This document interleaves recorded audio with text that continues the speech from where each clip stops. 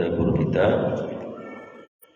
Mudah-mudahan tadabbur kita diterima oleh Allah Subhanahu wa taala sebagai amal saleh buat kita. Dan semoga Allah memberikan pahala jihad ilmu yang sempurna buat kita malam ini. Amin. Terlebih mudah-mudahan semua rangkaian aktivitas hidup kita dari mulai bangun tidur tadi pagi sampai dengan maghrib ini dan nanti sampai tertidur, mudah-mudahan semuanya dinilai oleh Allah sebagai ibadah. Sebagaimana kita sudah sama-sama faham pengertian ibadah dalam perspektif Islam itu begitu luas. Al-ibadatu, ibadah itu ia adalah kullu, setiap ma, apa saja yuhibbuhu, yang Allah suka, wa yardahu, Allah ridha, minal aqwali, baik berupa ucapan-ucapan kita seorang hamba, wal af'ali, dan perbuatan-perbuatan kita, az-zahirati, yang terlihat, wal batinati, maupun yang tersembunyi, liibtigha'a wajhallah, yang kesemuanya diniatkan karena Allah, itulah ibadah. Maka kalau saya gampangnya ibadah itu yang mulai dari bangun tidur sampai tidur nanti, itu semuanya ibadah. Baik jamaah yang saya muliakan, sekarang ayat 163. A'udzubillahi minasyaitonirrajim. Wa ilahukum ilahu wahid, la ilaha illa huwar rahmanur rahim. Wa ilahukum, dan Tuhan kalian adalah ilahun, Tuhan, wahidun, yang esa. La, tidak ada, ilaha, Tuhan yang berhak disembah, illa, melainkan, huwa, dia, ar-rahmanu, yang maha luas kasih sayangnya, ar-rahimu, dan maha kekal kasih sayangnya. Ya. Ada kalimat ilah sampai 2 kali diletakkan di ayat ini. Ilah itu apa? Ilah itu adalah syai'un, sesuatu, alladhi, yang, syukran, ya'lahuhul qalbi, hati manusia tertambat, bikulli hubin, lalu sesuatu tadi dicintain benar, wa khaufin, ditakutin, wa rajain, disandarin. Itulah ilah. Jadi ada 3 poin di situ. Sesuatu yang manusia begitu tertambat hatinya, begitu dicintai, begitu ditakuti, begitu disandari, itulah ilah. Nah, kemudian kalimatnya la ilaha illallah. Maka tinggal masukin aja. La, tidak ada. Tidak ada yang apa? Paling dicintai, paling ditakuti, paling disandari, yang disembah al-ma'bud, illallah, kecuali Allah. Nah, itu makna ilah. Maka Nabi mengajarkan akidah simple tapi masuk. Beliau mengajarkan konsep la ilaha illallah. Itu maknanya apa? Sebab dalam hadis riwayat Imam Muslim, Rasulullah SAW bersabda, man siapa orang mata wafat wa ya'lamu ayat taqidah, dia yakin, dia ngerti, menggunakan kalimat ya'lamu di sini Nabi, karena di surat Muhammad ayat 19 juga Allah berfirman fa'lam annahu la ilaha illallah. Maka hadis ini menggunakan kata ya'lam. Man siapa orang mati wa ya'lamu, dia mengerti, dia mengetahui, ayat taqidah, dia meyakini, annahu, bahwasanya sesungguhnya la ilaha illallah, tidak ada yang dicintai, tidak ada yang ditakuti, tidak ada yang disembah, tidak ada yang disandari illallah, kecuali Allah. Dakhalal jannah, kata Nabi, dia masuk surga. Di hadis yang lain riwayat Muhammadnya yang sangat populer, man qala fi akhir kalami la ilaha illallah dakhalal jannah.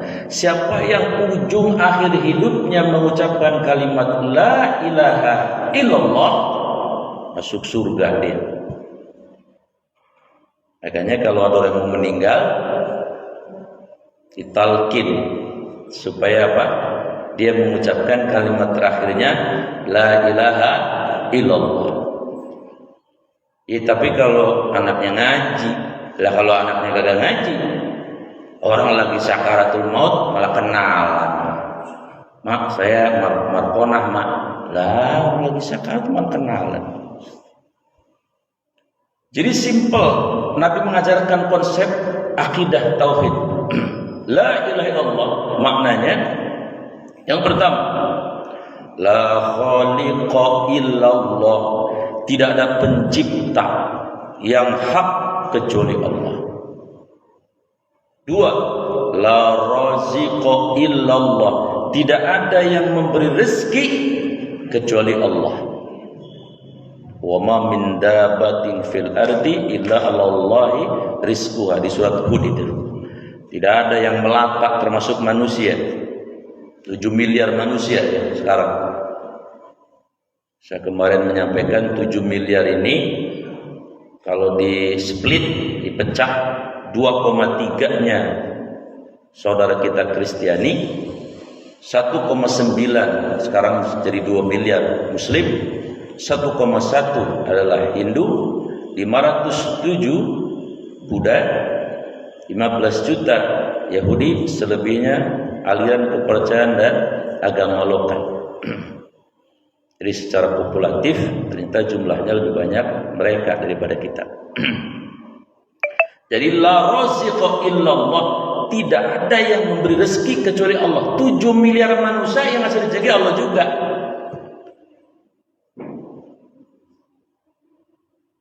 Karena Allah yang ngasih rezeki, makanya adil. Adil bagaimana? Ya nggak harus sama. Ilok punya TK dikasih duit 50.000, yang mahasiswa juga 50.000. Ya orang semenggah itu apa begitu. Maka harus beda. Makanya orang kemudian dibuat oleh Allah variatif. Ada yang kaya banget, ada yang kaya, ada yang miskin, setengah miskin, miskin banget, belangsak, dan sebagainya. Maka logikanya adalah yang bikin kaya dan miskin bukan usaha manusia semata-mata, maksudnya. Memang ada usaha manusia, tapi tidak semata-mata. Maka di surat Al-Anbiya ayat 35, kullu nafsin dha'iqatul maut wa nabluukum bisyarri wal khairi fitnatan wa ilaina turja'un. Kami Allah uji itu dengan yang enak dan yang tidak enak. Yang enak apa? Kaya. Orang Melati Mas diuji kaya semua nih, alhamdulillah. Mobil punya B4, 3 kadang-kadang ya. Untung bini nggak 4, 3. Investasi punya, rekeningnya ratusan juta. Itu ujian kaya. Kalau ditanya, kok bisa kaya? Jadi bingung juga. Alur saya kok begini-begini, sekarang jadi kaya begini. Ada orang yang setengah mati dia ikhtiar dalam hidup ini. Ya, masih ngontrak baik. Kurang apa deh doanya ikhtiar sebagainya. Bahkan ada yang S1. Kalau dia sadar, oh, tidak semata-mata usaha manusia.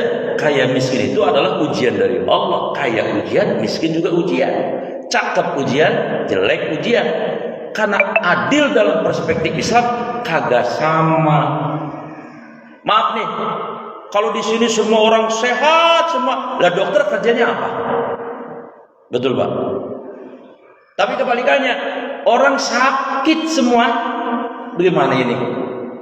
Yang ngambilin air saya siapa ini? Oh, sakit semua. Maka ada yang diuji sakit, ada yang diuji sehat, dan sebagainya.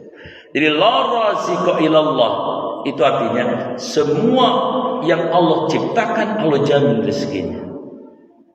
Yang ketiga, la ma'buda illallah, arti la ilaha itu tidak ada yang disembah yang hak kecuali Allah. Kemudian la mahbuba, tidak ada yang harus paling dicintai dalam hidup orang beriman kecuali Allah. Kemudian apa? La ta'ata illallah, tidak ada yang boleh taat secara total kecuali hanya kepada Allah. La musawwira illallah, tidak ada yang bisa melukis yang ada di alam semesta raya ini kecuali Allah. Kenapa warna kulit ada 5? Warna kulit ada 5. Ada putih Eropa, ada kuning Jepang, Korea, Cina, ada hitam Nigeria, Somalia, Ethiopia, ada putih kemerah-merahan Asia Tengah, Uzbekistan, Tajikistan, yang ada tantanya dah. Nah, kita ke bagian ini yang segini, sawo busuk ini, sawo matang gitu. Ini kalau bukan Allah yang melukiskan, ya nggak bisa lah. Buah jambu aja warnanya beda-beda, mangga warnanya beda-beda. Allah itu yang melukiskan semua. Maka tidak ada yang melukiskan apa yang terjadi di dalam semesta ini kecuali Allah. Itu arti la ilaha illallah. Kemudian juga mohon maaf, arti la ilaha illallah artinya apa? La hakima illallah. Tidak ada yang bisa menjadi hakim kecuali Allah. Sebetulnya begitu. Ya. Kemudian juga la dharra wala nafi illallah. Tidak ada yang bisa memberikan manfaat dan mudarat kecuali Allah juga. Makanya orang kalau imannya udah luar biasa, dia tidak takut mati. Kenapa? Lah yang mematikan Allah. 7 miliar menyerang dia, tapi kata kalau Allah menghendaki dia tidak mati, ya kagak mati. Buktinya yang kecelakaan kemarin kapal apa itu? Cantika ya. Lah yang lain mati, bapak-bapaknya mati, emaknya mati. Lah bayi hidup. Coba cek itu kemarin. Kan mestinya bayi yang mati duluan. Karena yang bisa memberikan manfaat dan mudarat itu hanya Allah. Kenapa ada orang yang berani seperti orang-orang Palestina berperang? Karena mereka sudah yakin. Orang mati bukan hanya perang saja. Di rumah diranjang aja bisa mati. Kira-kira seperti itu. Maka konsep la ilaha illallah itu simple. Kalau orang sudah memahami la ilaha illallah, dia akan kenal siapa Allah. Dia akan kenal dirinya dan kenal siapa Allah. Kira-kira begitu. Ini tumben bocah banyak amat ini ya. Disuruh siapa Tom? Harusnya kalau ngaji begini nih, kasih permen bagi. Permen kojek. Ntar dia cerita temannya, ngundang lagi kemari. Baik, jadi ayat pertama itu ya, bahwa apa? Di ayat ini menegaskan bahwa tidak ada ilah kecuali Allah, tidak ada sesembahan yang hak kecuali Allah. Kemudian ayat ini ditutup dengan apa? Huwa Rahman Ar-Rahim. Di antara sifat Allah yang 99 yang paling signifikan, yang paling punya makna arti yang besar, Ar-Rahman Ar-Rahim. pengasih, penyayang. Itulah mengapa kita pun umatnya Rasulullah dituntut untuk juga mengamalkan wa ma arsalnaka illa rahmatan lil alamin. Nabi sebagai rahmat, kita juga umatnya harus sebagai rahmat. Maka saya teringat ketika Olimpiade di Tokyo tahun 2020 ya. Tokyo itu kalau dari Batu Ceper ngetang, naik kapal, pesawat. Barteri lompat, set, ceglek, 3,7 meter. Barsim lompat, set, ceglek, 3,7 meter lagi sama. Lompat lagi kata hakim, ini Olimpiade dunia, emasnya emas dunia. Kebayang kalau dapat emas Olimpiade dunia, diarak di negaranya. Itu yang namanya bonus, bisa mobil, bisa rumah, wah luar biasa. Begitu lompat kedua, sering juga hasilnya sama, 3,7 meter. Hakim keder, kok bisa 2 kali loncat, nilainya sama ini. Nah di sini ada rahmat. Hakim rapat memutuskan kudu sekali lagi lompat. Tapi Allah takdirkan Barteri, atlet dari Italia itu cedera serius, dia tidak bisa lompat. Maka automatically yang melompat pasti si Barsim dari Qatar itu, dan dia pemenangnya mestinya. Tapi ternyata Barsim punya sifat rahman. Apa yang dilakukan? Dia cek temannya tadi, rivalnya, pesaingnya, Bang apa namanya, Barteri, emang ente citra ya? Iya, saya sudah bisa lompat dah. Mestinya kalau saya jadi Barsim, saya udah jejingrakan, udah girang bener, asik, kebayang dapat emas Olimpiade dunia. Lah kagak dia. Malah dia datang ke majelis hakim, Pak Hakim, maaf, saya tinggal lompat, saya pasti menang. Tapi maaf ini boleh apa enggak di sananya? Bagaimana kalau emas ini dibagi 2 aja dah katanya? Hah? Hakim keder, dibagi 2. Bagaimana urusannya? Ya iya makanya saya nanya, boleh apa kagak? Ya udah rapat dulu, rapat lagi hakim tuh. Akhirnya melihat, memperhatikan, memutuskan bahwa menimbang udah, yang belum menimba ya, menimba belum, memutuskan emas cabang lompat tinggi Olimpiade Tokyo boleh dibagi 2. Yang kegirangan malah Barsim yang mau dibagi. Ya karuan lagi si ininya, si Bartenya lu girang bener dia. Tadinya mau udah lemes ya, ada cedera, dah ampun dah saya nggak dapat emas. Dia dapat emas, dirangkul si Barteri itu, si Barsim. Dirangkul, semua orang terkesima luar biasa. Dan ketika ditanya siapa? Barsim, orang Qatarnya itu, Bang Barsim, lah ngapa ente pakai bagi-bagi emas itu? Dia bilang apa? Saya kan olahraga niatnya ibadah tuh. Saya kasihan sama orang Italia itu walaupun dia bukan orang Islam. Ini namanya rahmah. Ayat yang berikutnya,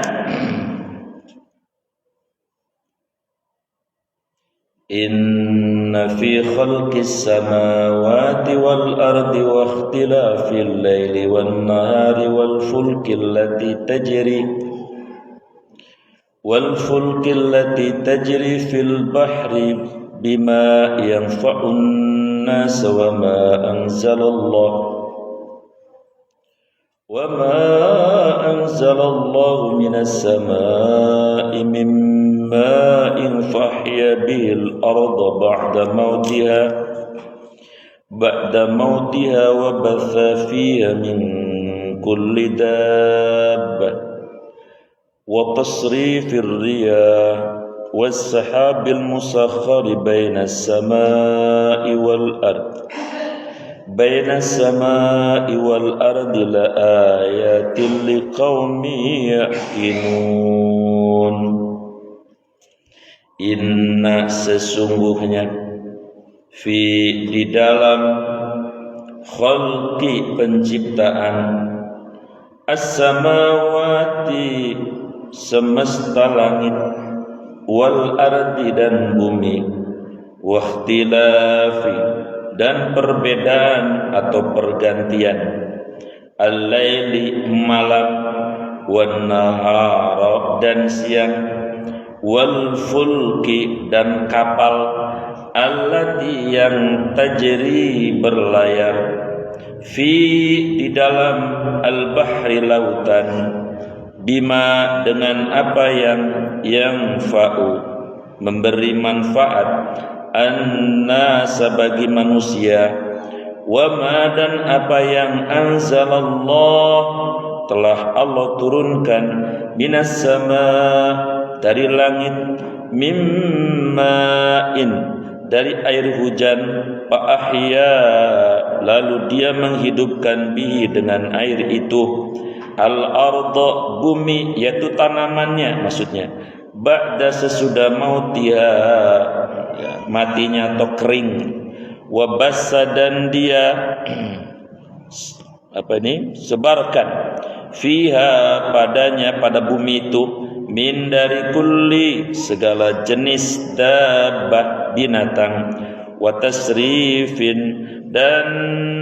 dan pergerakan atau perubahan ar-riyah angin was-sahab dan awan al-musakhkhari yang ditundukkan bainas sama di antara langit wal ardi dan bumi la ayatin sungguh merupakan tanda-tanda kebesaran Allah liqaumin bagi kaum atau orang-orang yang yaqilun mereka menggunakan atau mengerti atau menggunakan akalnya.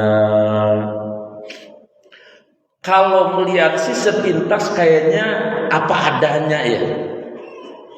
Kapal di laut jalan, ya emang udah begitu. Tapi kan mestinya kita punya akal. Afala taqilun, kok kapal bisa jalan di laut? Siapa yang mengendalikan laut itu, air laut itu? Maka orang yang menggunakan akalnya akan ketemu. Oh, laut ada yang punya, yaitu Allah. Kemudian siapa yang membuat air hujan? Ya kalau mau ditilik secara saintifik, ya memang betul hujan itu dari air laut dan sebagainya. Tapi siapa yang memproses itu semuanya? Kan kalau air tidak ada yang menyuruh, mana mau air naik ke atas turun ke bawah lagi. Tapi karena air itu juga ada yang punya, ditundukkan oleh Allah untuk kepentingan kemanfaatan manusia, maka air itu bisa naik, bisa jadi awan, kemudian diturunkan menjadi hujan. Setelah turun kemudian bumi ini menjadi basah, lalu menghasilkan tanaman-tanaman, ya, lalu tanaman-tanaman itu bisa bermanfaat buat manusia. Jadi jamaah yang saya muliakan, kalau kita menggunakan kacamata iman, tidak ada yang apa adanya di bumi ini. Semuanya adalah dalam genggaman sepenuhnya sang pemilik, yaitu la khaliqa illallah. Tidak ada pencipta, la malika, tidak ada penguasa dan pemilik kecuali Allah. Ini semua dikendalikan 24 jam full, termasuk kita manusia ini. Tidak ada yang dibiarkan sedetik pun, karena Allah sibuk mengurusi makhluk-makhluknya. La ta'khudhu sinatun wala naum. Allah tidak ngantuk, Allah tidak tidur. 24 jam semua diurus oleh Allah. Manusia, hewan, tumbuh-tumbuhan, 200 juta, 200 miliar galaksi, 2 triliun bintang-bintang, semuanya diurus. Hujan semua diurus. Mungkin ada yang nanya, iya tapi kau serang jadi anomali begini ya, kok musim hujan udah setahun? Itu kesalahan kita. Dhaharal fasadu fil barri wal bahri bima kasabat aydin nas. Rusak di darat di laut itu bukan salah Allah, bukan Allah tidak sayang lagi sama kita. Allah sudah nyuruh agar bersyukur dengan apa yang Allah berikan di semesta raya ini, tapi manusianya tidak mau bersyukur. Ya terjadilah anomali seperti ini. Karena memang ujung dari kehidupan ini adalah dalam perspektif Islam nanti ada kiamat. Maka sebelum kiamat tentu ibarat motor, ibarat mobil udah kelamaan ya pada sekrupnya, pada oyang, orang Jelupangnya pada oyang. Nah, ada yang oyang secara natural, secara alamiah, tapi ada yang dibikin oyang semakin cepat. Nah, inilah kesalahan dari manusia. Maka jamaah yang dimuliakan oleh Allah Subhanahu wa taala, bahwa orang yang disebut berzikir itu adalah allazina yazkurunallaha qiyaman wa qu'udan wa 'ala junubihim wa yatafakkaruna fi khalqis samawati wal ardh. Ujungnya Rabbana ma khalaqta hadza batila.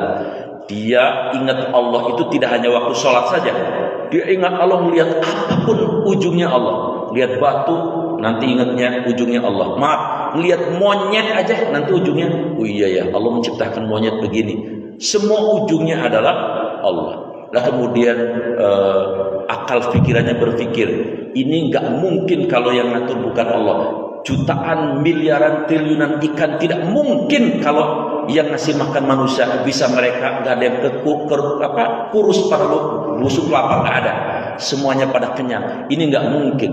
Maka ketemu objek apapun di bumi ini ujungnya adalah Allah. Dan akhirnya Rabbana ma khalaqta hadza batila. Tidak ada yang disia-siakan, tidak ada yang dibiarkan satu detik pun oleh Allah Subhanahu wa taala. Ini bocah mulet begini ini jangan dianggap apa adanya. Allah yang menggerakkan saraf dia untuk mulet itu. Itu ada rekamannya nih di file itunya ada. Saya minum juga ini sudah ditakdirkan Allah, Pak. Bahwa jam segini saya harus minum. Udah ada catatannya. Dan saya mengakhiri pengajian ini pun sudah ditakdirkan, sudah ada catatannya. Karena memang sebentar lagi waktunya habis. Assalamualaikum warahmatullahi wabarakatuh.